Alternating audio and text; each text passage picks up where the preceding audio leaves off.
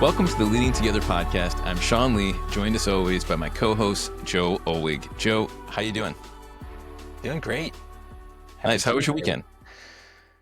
Oh, my weekend was great. What did we do? We had some wonderful weather, and you know what I did? I got the entire family out to the St. Louis City soccer game. Uh, Even took the little 11-month-old to the game, and fortunately, we had family in and around us, and it went well. We totally thought she was going to fall asleep because it was a little bit later, and she didn't, but she was chill. So That's great.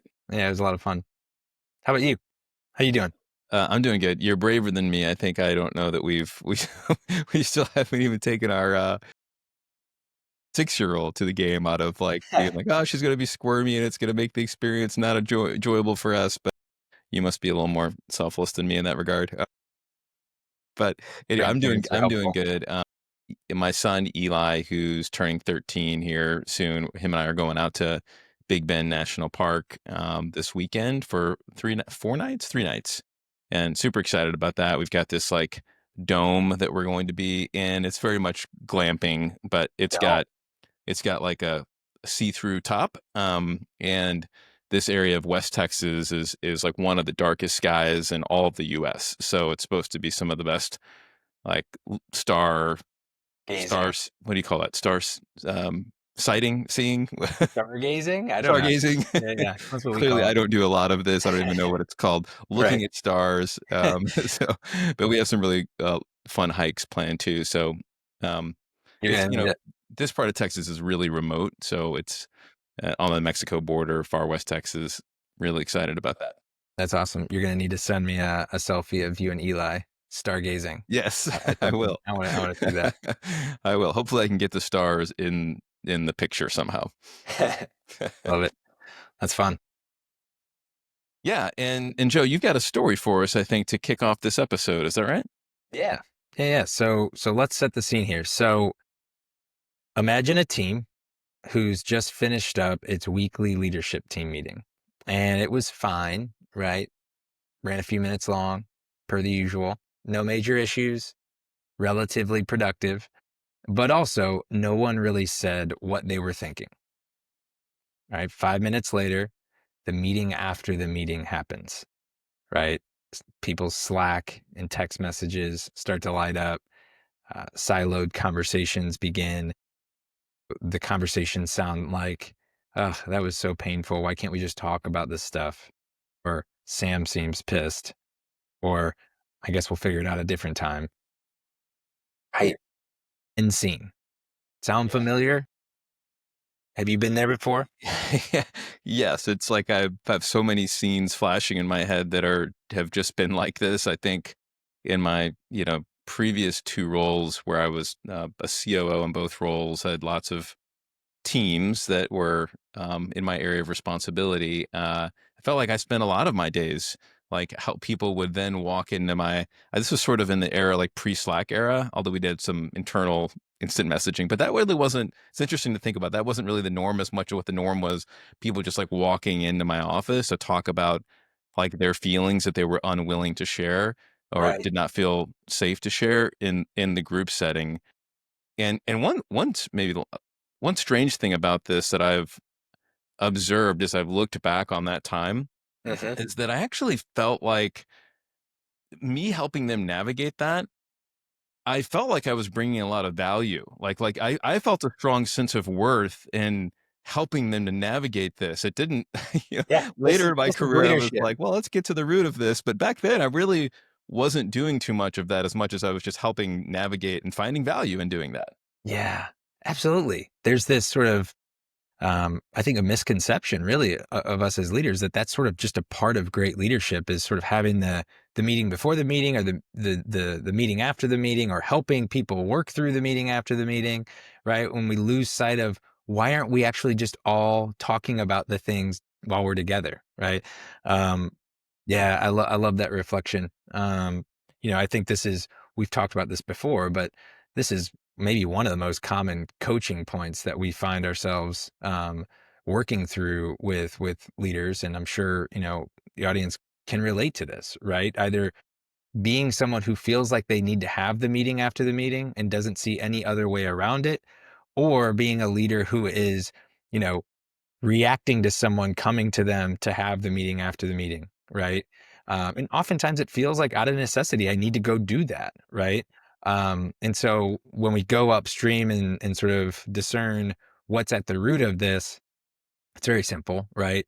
There's not a strong enough, degree of psychological safety. There's not a proficiency related to conflict and resolving conflict, and so we default to these meetings after the meeting. So um, this pattern is common for so many teams. It's really become the norm within the majority of organizations that we've worked with, where the real conversation happens after the meeting, right? Leaving that tension and that conflict unaddressed at the broader team levels. So that's our topic for today: conflict. It's something that we know touches every leadership team, some every week, others, daily. We're addressing this. I know there's a statistic out there that we see from HBR all the time related to managers, leaders spending 20% of their time, right, working to manage through conflict. And so we know how important this is. And today we're going to specifically talk about the idea of conflict competence, right? So provide our audience here with some language. That's what we want to build. So not just addressing conflict avoidance or conflict elimination. How do we get rid of it? But how do we build conflict competence within a team? Um, Before we dive in to our big three questions, Shaun, can you give a little bit more definition to what we're talking about here with conflict competence? Yeah, you bet. Thanks, Joe. Sure. I'm just going to read this. This is the language we have from a tool that we use with teams called the Leadership Team Health Check. We define it this way: our leadership team embraces healthy conflict as an essential part of collaboration. We regularly surface and address tension openly and constructively, ensuring we don't let important issues linger or leave the most important things unsaid. Mhm. Love that. So um, now that we've got a bit more of an understanding of what we're talking about when we say conflict competence, so we would, a team that was proficient and highly performing in this area would answer something like strongly agree to that that item. Let's dive into our big three questions. So the first one that we're going to hit is this question of rarity, right? Why is this skill, conflict competence, so rare? Shaun, you want to kick us off? Yeah, as I was preparing for our talk here today, Joe, I think sometimes we miss like the most obvious reason, and for me, the most obvious reason, what was true for me, and I think is true for a lot of the people we work with, is that like we just haven't seen it modeled well. Like, right, we don't actually know what it looks like. So for me, I think of like two different places. First, in my family, like I didn't see it. I really stepping into conflict and navigating it well. I would say I rarely, if ever, saw it. I came from a family that was mostly avoidant of conflict, Mhm. and to let my parents off the hook a little bit, like I don't know that it was modeled well for them as well. Right. So tried to break a cycle at some point here in my family. But then the other one is in the workplace. So just also rarely saw it modeled there. I'd say the two extremes, like when I even think about conflict in the workplace for so long, where just complete avoidance, like you just described, like the meeting after the meeting, and or something really dramatic, right? That was like there was a disagreement. The person who's bringing it didn't do it well. There was a lot of feelings and emotion, and then there was like all this work to do cleaning up on the backside because of the way the conflict, the way they tried to navigate the conflict as a team. So I think more often than not, like those are the two things that we think of. And so my first answer would be just like the reason it's so rare is because for many of us, we just haven't seen it modeled well. Yeah, I love that. Maybe just to build on that a little bit, there's you're making me think of the idea of our instincts as leaders, as employees, right? Um are biologically driven, right? We know that biologically we're sort of hardwired to avoid conflict, right? To run, right? And avoid that at all costs.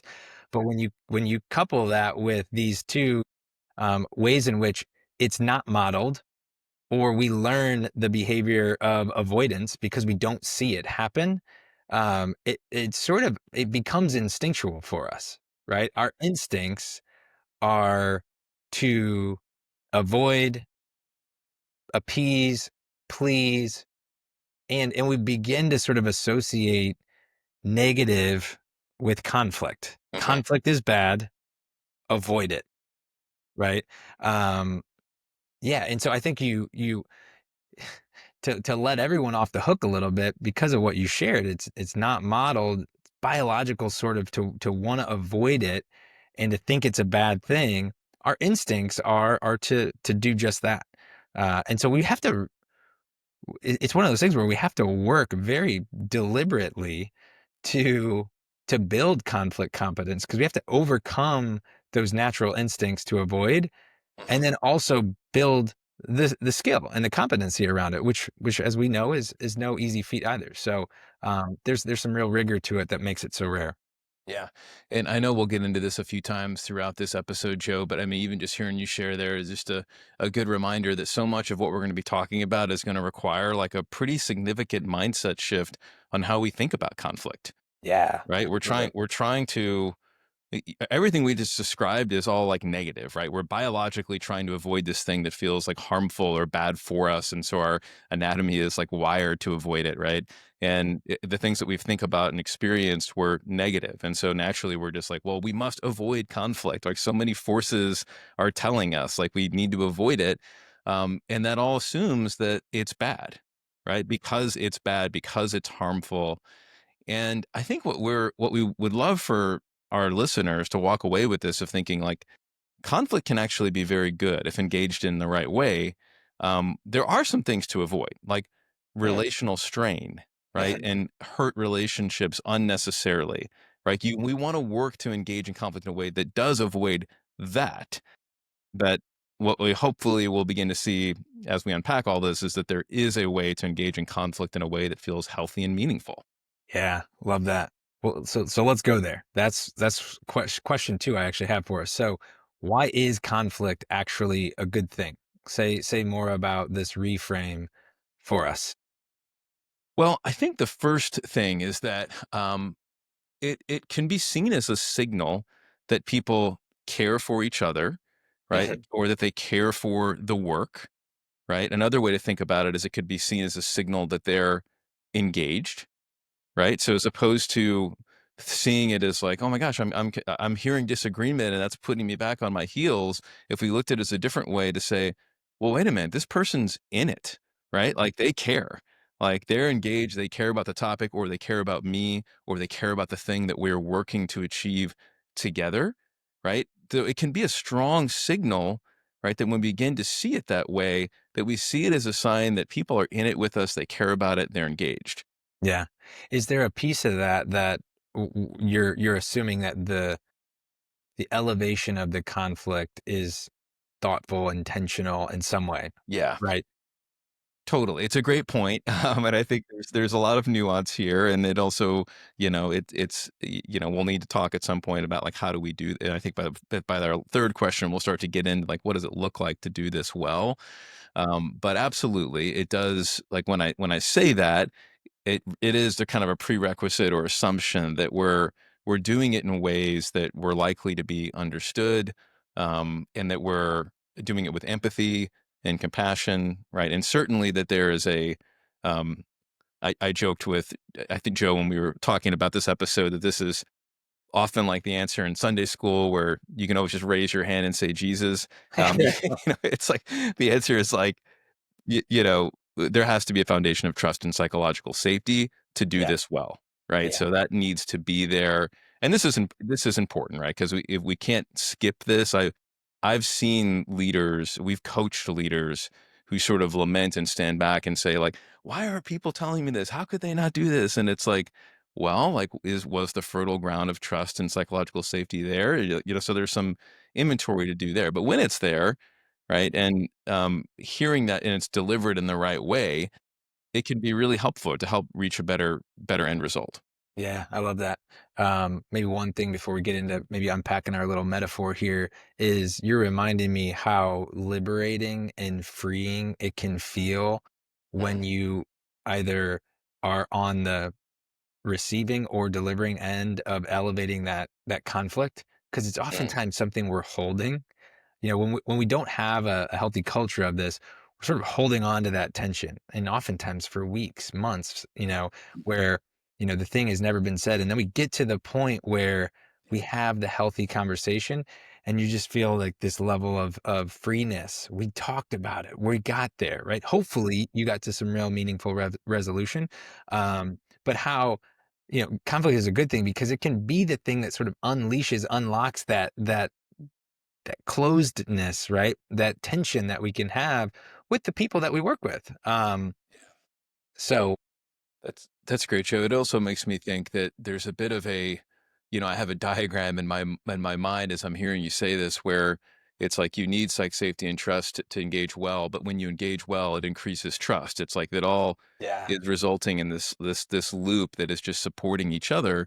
Because if even when we think about our own relationship, right? When we've engaged well in conflict, I think almost every time we walk away from it feeling like a deeper connection to each other, yeah, right? Because it's like, oh, like I could, like our relationship is strong enough to hold the hmm, disagreement and spar over things that we don't see eye to eye on, and know that we care about each other enough to get on the other side of it and work towards deeper understanding, right? And then, oh yeah, and for me, like I may be a little different than you, Joe, like, where conflict is hard for me. Like even as much as I appreciate it, and as much as I coach leaders to engage in it, right? It's sort of I'm like always working on it being more natural and comfortable for me. So to your yeah, point, when when I feel good about navigating through, that does feel liberating.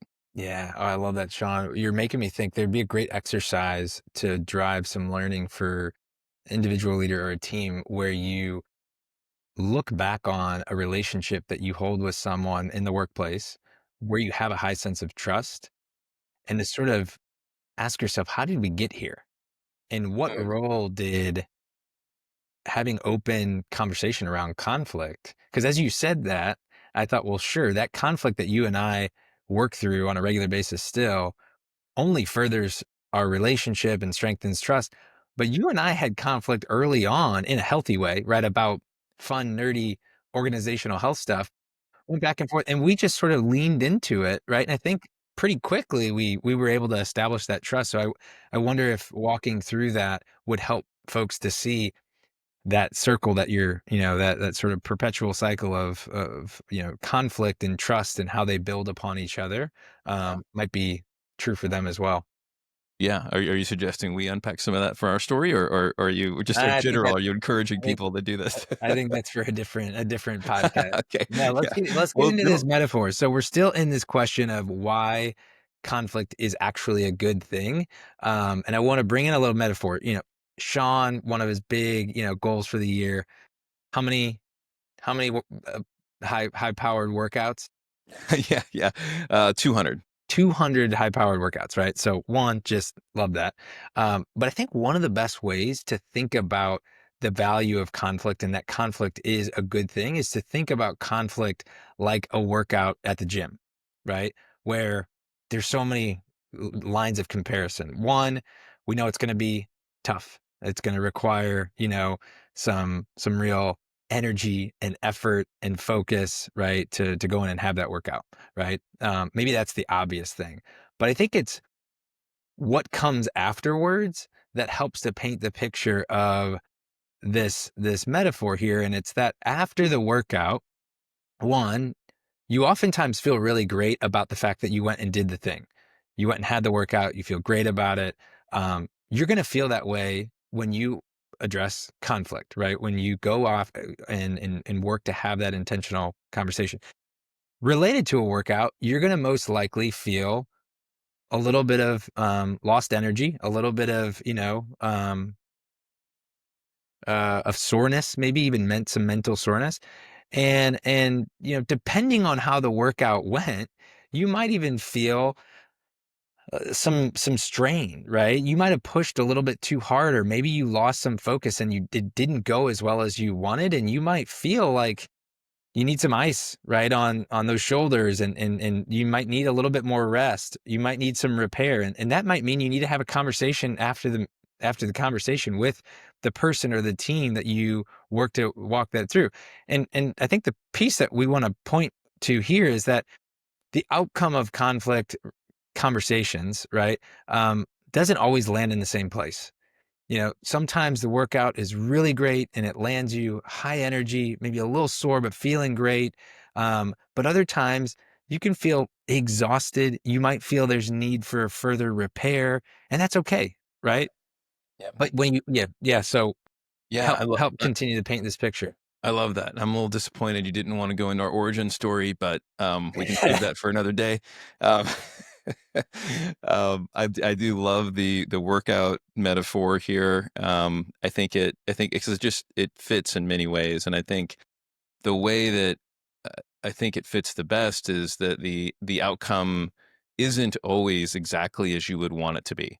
And I think we wanna communicate, like, the question here that we're, camping in is, why is conflict actually a good thing, right? And it can be many times, but it can also be kind of clumsy, right? Especially as you're trying to increase your muscle memory and doing this better and better. You're gonna make some mistakes in how you do it, and just like a workout, like if you as Joe mentioned, if you do strain something, you're probably saying like, I need to be more careful next time I do that, and I've been getting back into some movements of weightlifting that I haven't done in a while. And this year, I'm in my mid 40s. I've told myself, maybe I just don't need to do that anymore. Right? Like maybe deadlifts aren't for me anymore. Right. And that's okay. Like I could figure out an adjustment that feels a little bit more safe and still getting good strain, right? But I'm Yeah. making adjustments, and I'm making adjustments based on how I feel. And the same thing is going to be true is as we step into doing this, especially in the team context. I think that can feel, Mhm. I don't know about you, Joe, but that might even feel even like the stakes are a little higher or more risky. There's just more dynamics in the room that are maybe out of your control or that you can't prepare for and plan for versus like the one-on-one. Yeah. Still challenging, but at least maybe I can just predict and prepare for how I think the other person in the team context. It really requires that people are committed to becoming more competent as a group. Yeah. No, I think the team dynamic certainly it increases some sense of risk and complexity. And I think what we want to really hit home here, and we'll get to this with that third question a little bit, is again normalizing the different types of outcomes that can be true here, and that it's okay if you're addressing conflict regularly, you're having you know, dozens and dozens of these types of moments individually or as a team throughout the course of a year, and they're not all going to go great, and that's okay, right? If everyone knows that that outcome is possible and that's okay, and that might mean there needs to be some repair conversations that have to happen afterwards, we eliminate this feeling of it's got to be perfect, or that every time we do it it's going to be great, right? Yep. First Yep. time we do it, we kind of feel a certain type of way afterwards. We feel some strain. I don't want to do that again. No, it was still really important that you did that, right? What can we learn from it? What might we need to do to repair or follow up with folks? Totally. But we're still having that healthy workout. We're still having that healthy conflict, right? And realizing all the benefits that move our team forward as a result of it. And Joe, maybe one final quick thing here on some of those better results and benefits that I don't know that we talked about explicitly, but I think are worth mentioning is that if we share the thing that maybe we would have held on to otherwise, like if we're feeling more ready to step into disagreement and conflict, it often results in better decisions, right? Yeah. Yeah. Because otherwise, if you just held it behind, you might have a key piece of information Hmm. that with that variable led to a better decision, right? So many times sharing that thing that might feel like you're engaged in conflict and disagreement, if you can work through it as a team together, it's going to end up in a better decision. And ultimately, that's going to create just more clarity for the whole team in where you're headed and what some of those decisions are. Love that. All right, let's move to our third question here, and that's sort of a two-parter, because we know sort of answering both of these gets at each of the questions. But so, what does it really look like, and how do we do it? Right. So let's make sure that we're leaving our audience with a bit of a clearer picture around what does it look like, how do we actually begin to build competence in this area. Sean, do you want to kick Yeah. off here? Yeah, for sure. I think, one of the things that we talk about often, encourage our teams to do is when you feel a tension building, just to have the comfort or the willingness, I should say, the degree at which you're comfortable is going to vary, but the willingness to step into it and name the tension, right? So instead of just, wondering like, does anyone else feel this, or maybe this is no big deal, just to kind of begin to normalize the idea that you're looking in the team dynamic and you're looking around and you're like, I'm sensing there might be an issue here, or I'm feeling there's lots of different ways to say this, right? Like, I'm feeling there might be some tension around this decision we're making, topic, this idea, right? Or I'm like, I'm worried that the decision that we just made is going to have an impact on my team. Mhm.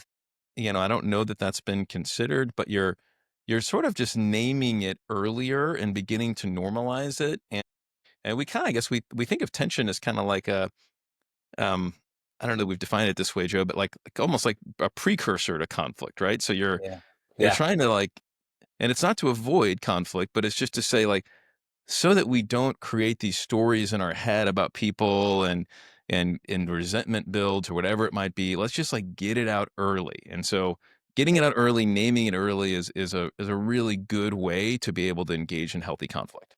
Yeah, I love that. I love that. So I'm hearing in what you're sharing there is it can prevent some bigger conflict conversations that need to happen if we can build a habit of noticing it and naming it earlier. And I think like maybe to build upon that in terms of what it looks like teams with common sentence starters, right? To sort of just elevate it, right? I think for our team, right? It's I'm noticing a little tension. I'm maybe noticing a little tension, right? That powerful phrase, right? And it could be, um, maybe we're not aligned on this, right? Yeah. And then I think what it also looks like is it looks like at times stepping into that right in the moment, synchronously, or you're doing this asynchronously, and then you need to hop on a call, so jumping right into it, or just naming it when you sense it and identifying where you might be able to have that conversation to address it. Because sometimes it is, just adding it to the list of things that we need to dive into at the weekly team meeting, right? Or, hey, let's hit this on our call later this week. So it looks like noticing, naming it, and then also determining when we can follow up and step into that conversation. Yeah. Um, That's what else? great. Yeah. What else Yeah, I would you think think about? another key part of this is when you're on the receiving end of someone who is doing that, who is naming it, frankly, whether it's early or not, but they're just giving voice to something that is, likely going to result in a conflict that needs to be navigated, that someone else in the room, just say thank you, right? And say like, "Hey, I really appreciate you doing that." Right? That will go a long way in normalizing it, right? Whereas if the feeling on the other end is just like, "Ah, I can't believe Sean's doing this," right? "I can't believe he's taking us into this conflict," right? That's gonna create a feeling in me just like, "I don't know if I wanna do that next time," right? Yeah, But if I'm met with, "Thank you for naming that," I really appreciate that. Like, I think that's gonna be helpful for us to get to a better result, for us to better understand each other. That can go a really long way. love that. Yeah.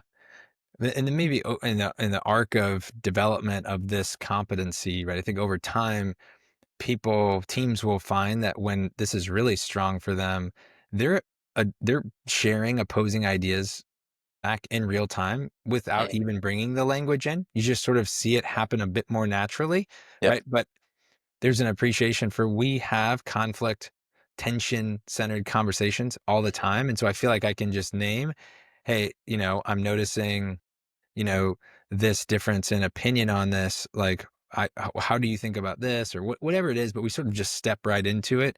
We're making decisions on the fly a little bit more openly, even where there is some tension and conflict, right? Yeah. So over Yeah. time, you see this ability to do it in real time. And I think when when we think about the impact of that and the pace with which an organization, a leadership team can work when Mm, they know inside of a leadership team meeting, they can on the fly address important tension and conflict, yeah, you know, yeah. yeah, I mean, Joe, how that makes me powerful. think Yeah. totally. I mean, it's so powerful, and one thing I don't wanna take for granted is that, like, you saying doing it inside a leadership team meeting, assumes that you have, like, designed that meeting to have space to do that, Yeah. a key part of the leadership team meeting agenda and format that we guide a lot of teams through does have a big chunk of the meeting to Mhm. work through, like, we would call, like, emergent topics, but those can certainly and often do include things that we disagree on, right? And so just knowing that, like, you've built a rhythm to be able to have that space where the team as a the important thing is, like, for the team, Mhm. right? Because it's easy to, pop into someone's office or jump on a Zoom and do that one-on-one, but it's hard to get people's schedules to align, like, in a um, organic way. And so knowing that, like, we've got this one time when we're all together. And part of what we do when we're all together is be able to elevate issues where we might disagree and work through them so we're clear on how we're going to resolve them. Like, that's a really significant way in which we can begin to work through conflict in a healthy way. Yeah. I love that.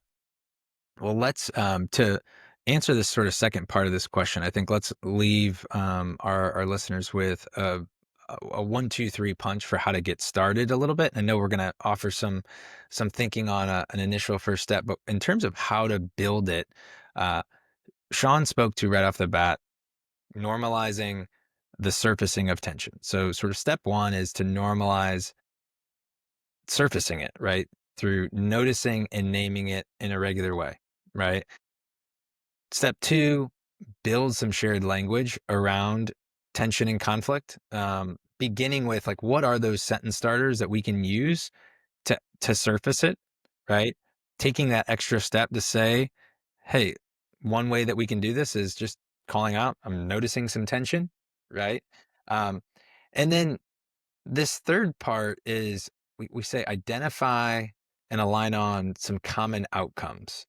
And that is, these are the different outcomes that could be true as a result of us stepping into conflict. And, we've got these three here, but I would encourage teams to even think through what the common outcomes could be for them. But, the first one is sort of a clear path forward. We've stepped into the conversation and we're walking away with clarity, clear path. This is maybe the most ideal because we've sort of wrapped it up in a bow during the conversation. This feels like real resolution has happened, and we sort of have this clear path forward coming out of the conversation. Second is sort of the agree to disagree for now, right? So you step into it, and you by the end of it sort of notice that we're maybe not in agreement about whatever it is, what happened even. Hopefully you can get to the what happened, you can get to agreement, but um, you know, maybe it's about a strategy, maybe it's about what you think the focus should be, and you get to a place for now of agree to disagree, right? We're not on the same page, and that's okay. And usually that comes with some sort of and so, right? But we sort of point out sometimes the outcome is that you're not in full agreement on it, but at least you're aligned on that reality, and you have a step forward. And then the third is just sort of this next steps, right? We've entered the conversation, we've discussed whatever it is that we're elevating, and we're not really sure what the clear path is. This isn't a matter of sort of agree to disagree. We just know that we are going to need to do something else to keep the conversation going. And I really encourage teams to use this third common outcome whenever they need to, right? Because sometimes we get in there, we're working out, we you know recognize it's going well, we're getting closer to some shared understanding, some alignment. We don't really know where this is going to go, and so just don't feel like you need to land the plane, right? Just call out, hey, maybe we're not going to land the plane today. What might be our next steps coming out of the conversation, so that we can keep this going. And in between that, we have space, right, to think, to reflect, and come into a follow-up conversation, maybe more prepared even than we were the first time to move it forward, right, and to come to some full resolution. So Joe, maybe one yeah, thing to share on the agree to disagree point, 'cause I think, yeah, some of us that are very results oriented may hear that and be like, I don't know about that. That just sounds like yeah, a big nothing burger. Like what did we achieve? But I think what we have seen is that if it's a significant like thing you're disagreeing about, like maybe it's a big strategic thing or a big part of your identity, or some big new product or service decision you have to make, is that you probably going to need to have multiple conversations about that. And just hearing the other perspectives in the room can go a long way towards you eventually getting there. And it's really meaningful to like to walk away from a conversation and say like, I don't fully agree with you yet, but I do understand you more. And that's really helpful, right? I think that's going to be helpful for us getting to where we need to get. Like I do trust that we will get there, even though I'm not there yet. yeah, love that. Super helpful reminder for teams. Yeah, and so then I think, just a few other things. This is going to require some just ongoing training within your team, whether you call it training or not. Like let's make sure we're coming back to this. We're noticing the skills, the competency that requires us to be effective at this, and thank each other, right? Create a culture around recognizing, being grateful for one another when tension is surfaced, right? Because especially the first few times, if this is not normal for your team to do this in an effective way, the first few times you see someone on your team surface it, and maybe it's a little clumsy and the conversation doesn't go very well, showing gratitude, right, recognizing that they stepped up and did that for the team, can go a long way in working to build the habit. All right, that's it for our episode here. Let's wrap it up. Shaun, as we always do, we like to leave our audience with one thing that we could do to grow in this area. So, what's one thing we could offer to grow in conflict competence?